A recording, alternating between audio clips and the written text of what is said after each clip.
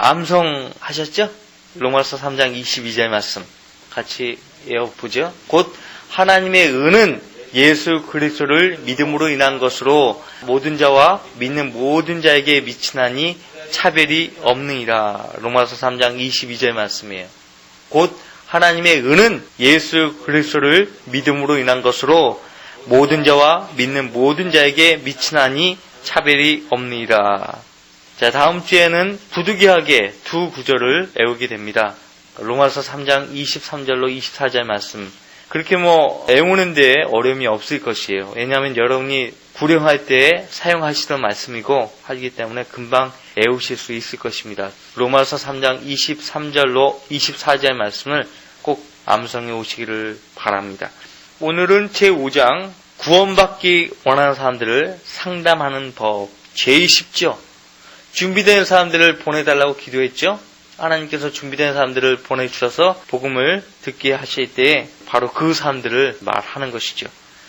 자, 이제 각 개인의 상황을 알맞게 처리하는 법을 다룰 때가 되었다. 먼저 구주의 필요성을 느끼고 진심으로 구원받고 싶어하는 사람부터 다루고자 한다. 이런 사람들을 먼저 다루는 이유는 가장 쉬운 상대이기 때문이다. 첫 번째, 예수님을 죄를 제거하신 분으로 제시하기.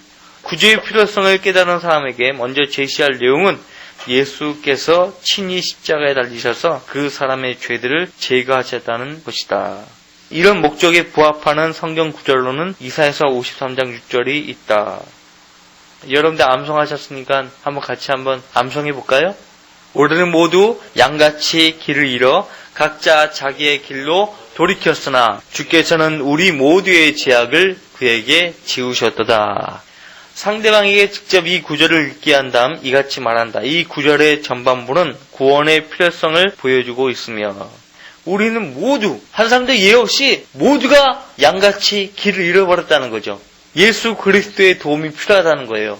구세주의 필요성, 구원의 필요성을 보여주고 있으며 후반부는 당신이 구원받도록 하기 위해 하나님께서 섭리적으로 이루신 일을 보여주고 있습니다.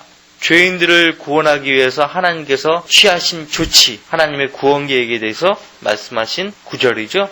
자, 44절. 전반부를 다시 읽어보세요. 이 구절이 당신에게도 적용됩니까? 당신도 양처럼 길을 잃었어요? 당신도 자신의 길로 돌이켰어요? 그렇습니다. 그렇다면 어떤 상태입니까? 구원받지 못하고 길을 잃은 상태입니다. 라고 말할 수 있게 유도하라.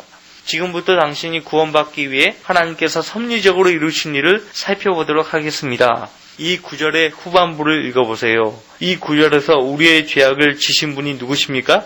그리스도이십니다. 그렇다면 하나님께서 당신의 죄를 어떻게 하셨습니까? 그리스도께 지우셨습니다. 죄들이 지금도 당신 위에 있습니까? 자신의 죄가 자신에게 지워지지 않고 그리스도께 지워졌으며 영원히 해결되었음을 알 때까지 계속 그 구절을 반복하라. 나는 때로 이 구절의 의미를 분명하게 알려주기 위해 간단한 예화를 사용하기도 한다.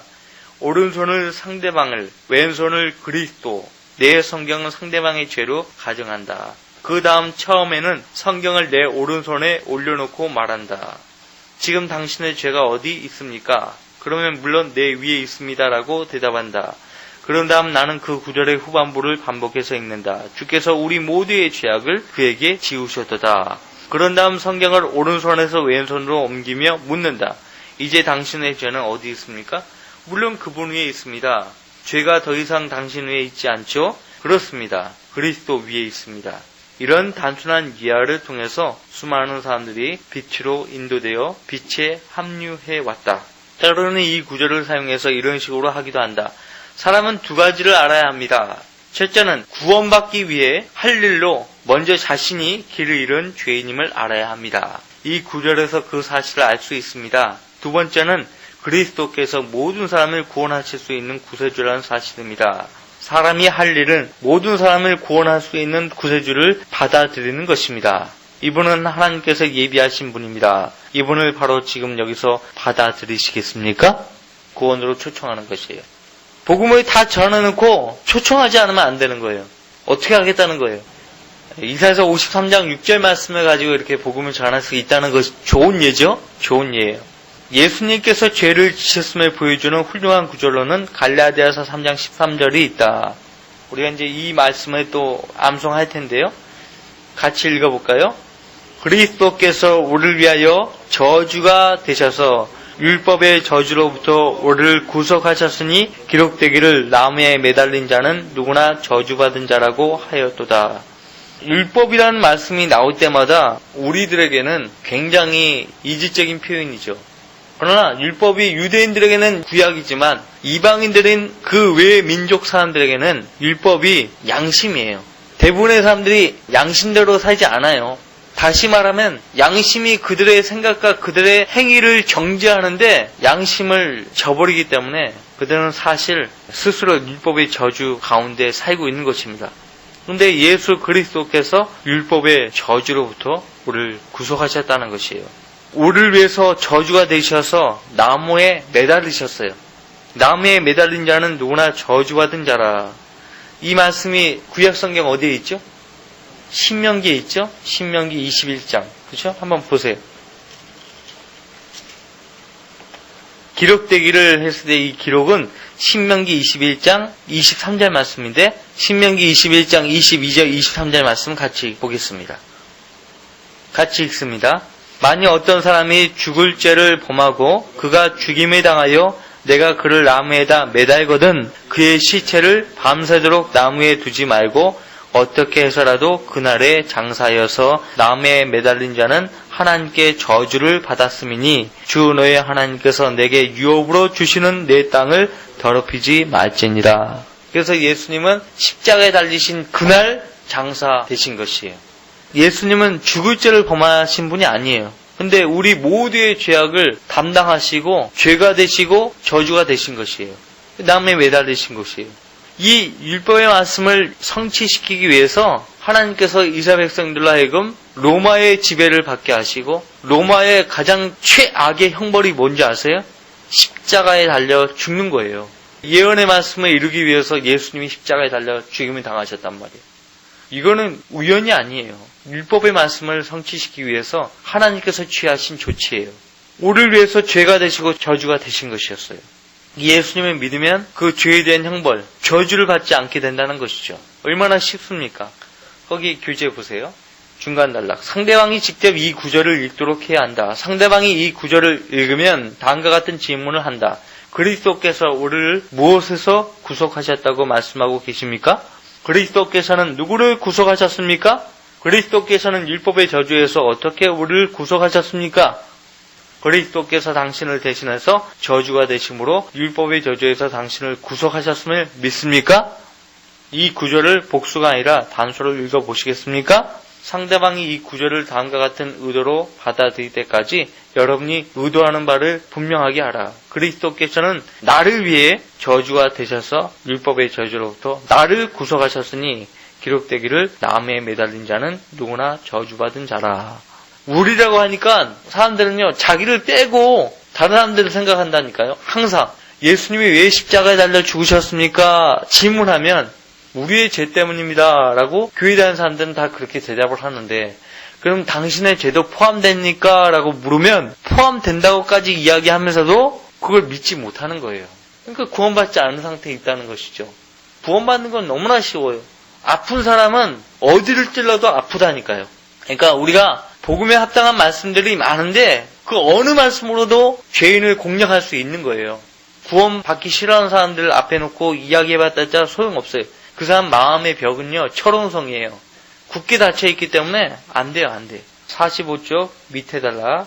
자, 이번에는 예수 그리스도께서 죄가 되셨다는 말씀이죠. 고린도후서 5장 21절 다시 한번 기억을 되살려서 암송해 볼까요?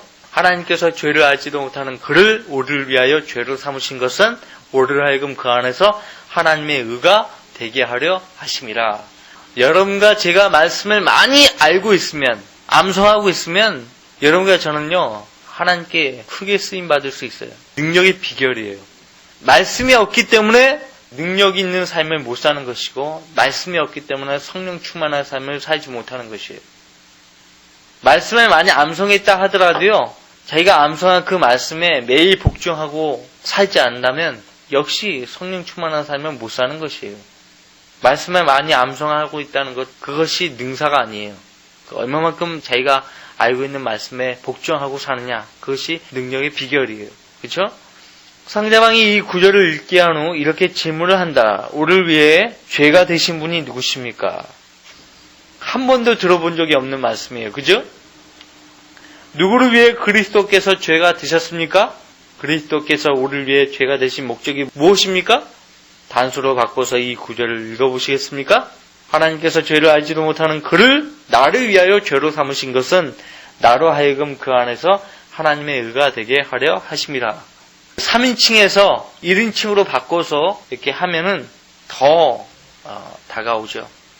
때로 세 구절 모두 사용하는 것이 좋을 때도 있지만 대개는 첫 구절로 이사야서 53장 6절 말씀으로 충분하다. 경험상 첫 구절이 다른 두 구절보다 더 효과적인데 사실 나는 구령할 때마다 이사야서 53장 6절을 사용한다. 나는 이 책을 대할 때마다요.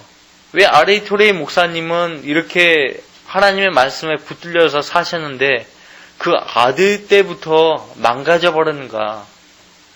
물론 R.A. 토레이 2세까지는요. 그래도 괜찮았어요. 어릴 때 허드슨 테일러 선교사가요. 미국 주를 다니면서 시를 다니면서 중국 선교의 필요성을 역설을 했다고 해요. R.A. 토레이 목사님이 담임했던 시카고 무디 교회에 무디 기념교회에 허드슨 테일러 선교사를 불러서 초청해서 말씀을 전하게 했는데 그때 그 어릴 때 R.A. 토레이 2세 나도 허드슨 테일러 선교사처럼 중국 선교사가 되겠다고 그렇게 열망을 품은 거예요. 허드슨 테일러 선교사가 이제 그 토레이 목사님 아들에게 질문을 한 것이에요. 얘야, 너는 커서 어떤 사람이 되고 싶니? 그 질문했을 때, 저는요, 저희 아버지처럼 하나님의 종이 되는 것이 꿈이에요. 그렇게 대답했다고 해요. 근데 그 순간 자기도 그렇게 대답했음에도 불구하고 선교사가 되겠다고 결심을 한 거예요. 질문에 답하는 그 순간 선교사가 되겠다고. 그 전까지는 아버지처럼 목회자가 되는 것이 꿈이었는데 바뀌어버린 것이에요. 그래서 어릴 때부터 기도하면서 하나님 저를 중국으로 보내주세요. 그렇게 기도했다고 해요. 그래서 중국 선교사가 됐고 중국의 수많은 혼들을 주님 앞으로 인도하는데 주님께 쓰임 받았고 중국 공산 국가가 되면서 도저히 중국에서 이렇게 주님의 복음을 증거할 수가 없어가지고 우리나라로 오신 거예요. 근데 우리나라 올 때 6.25 동란 때였어요. 정확한 시기는 1952년에 오신 거예요. 중국 선교를 하시면서 팔을 잃어버리셨어요. 우리나라 오셔가지고 6.25 동란 때 그 아이들이 폭탄에 맞아가지고 전부 다리를 절고 손을 절고 하는 거 자기도 손이 없고 하니까 고민하던 끝에 이 불쌍한 이 한국 사람들을 위해서 내가 어떻게 복음을 전할 것인가 염두를 하셨다고 해요. 그래서 의족, 의수 이것을 만들어 내셨다고 해요. 그러니까 선교를 하시면서 재활 사업을 하신 거예요. 무료로 의족, 의수를 많이 해줬어요. 그러면서 복음을 많이 전하셨고 복음을 전파하는 선교사로도 알려졌지만 재활 사업에 많은 공을 세워서 한국 정부가 그분을 위해서 기념관도 세워졌는데 연세대에 토레이 기념관을 세워졌다고 해요. 60년대. 근데 그 손자가 이제 망쳐버린 거예요. 대천덕. 전혀 할아버지의 믿음과 달라요. 자, 46쪽 두 번째. 예수님을 온전히 구원하실 수 있는 부활하신 구주로 제시하라. 근데 사실상 십자가에 달려 죽으신 예수님만을 전하다 보니까 부활하신 예수님을 도의시하는 경우도 있는데 그것은 반쪽짜리 복음이에요. 예수님을 단순히 죄를 지신 분으로만 제시하는 것은 충분치 않다. 예수님께서 죄를 지셨음을 믿고 죄의 용서를 받을 수 있지만 죄인에게는 필요한 것이 더 있다. 즉 죄의 권세에서 해방되어야 한다. 죄의 권세에서 해방되려면 예수님을 온전히 구원하실 수 있는 부활하신 구주로 봐야 한다. 십자가에 못 박힌 그리스도를 믿음으로써 죄의 용서를 받지만 부활하신 그리스도를 믿음으로 죄의 권세에서 해방되는 것이다. 히브리서 7장 25절은 이런 목적에 사용하기에 유용한 구절이다. 그러므로 그는 또한 자기를 통하여 하나님께 나오는 자들을 끝까지 구원하실 수 있으니 이는 그가 항상 살아계셔 그들을 위하여 중보하심이라. 살아계셨다는 얘기는 부활하셨다는 증거죠. 상대방이 이 구절을 읽으면 구원하실 수 있는 분이 누구시며 그분이 어느 정도까지 구원하실 수 있는지 질문을 하라. 끝까지라는 말을 이해시키도록 하라. 많은 사람들은 예수님께서 끝에서 구원하실 수 있다는 의미로 이 구절을 받아들인다. 그 의미도 맞지만 이 구절에서 의미하는 바는 아니다. 끝까지 구원할 수 있다고 기록되어 있다. 그리스도께서 끝까지 구원하실 수 있는 이유가 뭔지 상대방에게 물어보라. 그분은 항상 살아 계시다는 말씀을 숙고해 보라. 그분은 한 번 죽으셔서 죄를 대속하셨을 뿐만 아니라 오늘날도 살아계셔서 죄의 권세에서 지키실 수 있는 분이시다. 그 다음 예수님을 살아있는 구조로 신뢰하겠는지 물어보라. 매일 죄를 이길 수 있게 보살피시는 그분을 믿겠는지 물어보라. 마태복음 28장 18절은 그리스도의 권능의 정도를 나타내는데 적절한 구절이다.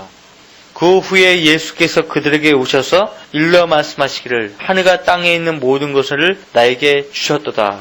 초신자는 자기 힘의 기반이 아니라 그리스도의 힘 안에 있음을 깨달아야 한다. 자신이 신뢰하는 분이 하늘과 땅에 있는 모든 것을 지닌 분임을 아는 것은 초신자에게는 참으로 중요한 사항이다. 베드로전서 2장 5절을 사용해도 좋다. 너희는 마지막 때에 나타내려고 예비하신 구원을 얻기 위하여 믿음으로 말미암아 하나님의 능력으로 보호받고 있느니라. 그리고 고린도전서 15장 1절로 4절도 좋은 구절이다. 고린도전서에서 분명하게 제시하고 있는 것은 그리스도께서 우리 죄들을 위해 죽으셨다는 것은 축복이기는 하지만 온전한 복음이 아니라 복음의 반에 지나지 않는다는 점이다.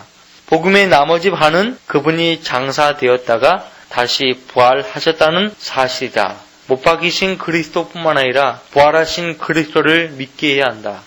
고난주간, 사순절 주간, 부활절 주간, 성경 어디에 그런 절기를 지키라는 말씀이 있습니까? 신약 성경 어디에, 바울 서신 어디에 초대교회 성도들이 그런 절기를 지켰다는 그런 근거 구절이 사도행전 어디에도 나와 있지 않아요. 중요한 것은 예수 그리스도께서 부활하셨다는 것이에요. 그리고 우리는 매주에 첫 주를 예배로 시작하죠. 한 주의 시작을 예배로 시작한다고요. 주의 첫날이라고 한다고요. 왜 주의 첫날이에요? 주의 첫날 예수 그리스도께서 무덤에서 부활하셨기 때문에 그래요. 그래서 우리는 매주 새로운 마음가짐으로 주께서 부활하신 이 첫날 아침에 모여서 영광의 진리로 경배드리는 것이에요. 제도화된 교회에서는 이 사실을 몰라요. 얼마나 무지합니까 그들이. 주일을 그들은 안식일로 생각하는 거예요. 얼마나 무식합니까? 주의 첫날이라고 성경은 말씀하고 있는데 안식 후 첫날이에요. 안식 후 첫날. 사복음서에 그렇게 기록되어 있어요. 안식 후 첫날. 성경에서 말하는 안식일은 금요일 저녁 오후 6시부터 그 다음날 토요일 오후 6시까지를 말해요. 안식 후 첫날 예수님 부활하신 날이에요. 그것도 몰라요. 그것도. 예수님이 언제 십자가에 달려 죽으셨는지도 몰라요. 수요일날 달리신 것이에요. 금요일날이 아니에요. 예수님이 십자가에 달려 죽으시고 땅에 묻히신 그때로부터 사흘 낮과 사흘 밤 동안 땅의 심장부 속에 계셨다고요. 성경에서 말씀하시는 하루는 24시간이에요. 저녁이 되고 아침이 되니 첫째 날이다. 저녁이 되고 아침이 되니 둘째 날이다. 그렇게 말씀하고 있어요. 한 번은 어떤 사람이 극심한 혼의 번뇌 가운데서 내게 왔다. 그 사람은 내가 전혀 알지 못하는 사람이었는데 내게 자신의 이야기를 하기 위해 상당히 먼 거리에서 왔다고 말했다. 제가 7살 소년이었을 때 저는 성경을 통독하기 시작했습니다. 평상시에 혼자 이렇게 성경 읽고 공부하는 애가 있다면 진짜 그거는 영적 신동이라고 할 수 있어요. 그죠? 영적 신동. 성경 읽으라고 했을 때 읽지 본인 스스로 자유로 읽는 아이들은 없어요. 어른들도 그렇게 많지 않아요. 신명기를 다 읽기도 전에 100년 동안 하나님의 율법을 완전히 지켰다 해도 한 가지를 어기면 그 사람은 율법을 어기는 저주를 받게 된다는 사실을 알았습니다. 맞습니까? 네, 맞습니다. 그것이 바로 율법의 가르침입니다. 그는 1년 동안 심한 혼의 번뇌에 빠졌지만 8살 때 요한복음 3장 16절을 읽고 예수 그리스도께서 자기 대신에 죽으셔서 자신을 위해서 율법을 어기는 저주를 담당하셨음을 알았다고 말했다. 그리고는 이렇게 덧붙였다. 내 짐은 다 사라졌고 저는 큰 기쁨을 얻었습니다. 제가 회심한 것입니까? 나는 그 이야기가 복음에 기초한 회심으로 보인다고 답변했다. 나머지 이야기도 마저 해드리지요. 몇 년의 시간이 흘려 저는 시카고에 살게 되었는데 도살장에서 일하게 되었지요. 불경건한 사람들이 수없이 사는 도살장에서 살았습니다. 저는 술독에 빠져 거기서 빠져나올 수 없었습니다. 매번 죄가 저를 휘감았습니다. 제가 여기 와서 당신에게 묻고자 하는 것은 제가 죄를 이기고 승리할 방법이 있느냐는 것입니다. 나는 이렇게 대답했다. 있습니다. 당신이 제게 와서 기쁩니다. 그 길을 제시해 드리지요. 그리고 나는 고린도전서 15장 2절로 4절을 펴서 그 젊은이에게 읽게 했다. 형제들아, 내가 너희에게 전한 복음을 이제 너희로 알게 하노니 이는 너희가 받았고 그 안에서 선 것이라. 바울이 고린도 지역에 가서 복음을 전파해서 복음을 듣고 구원받은 그 고린도 성도들이 와서 이제 교회가 세워지게 된 것이에요. 그들에게 지금 편지를 보내서 내가 너희에게 전한 복음을 이제 너희로 다시 알게 한다.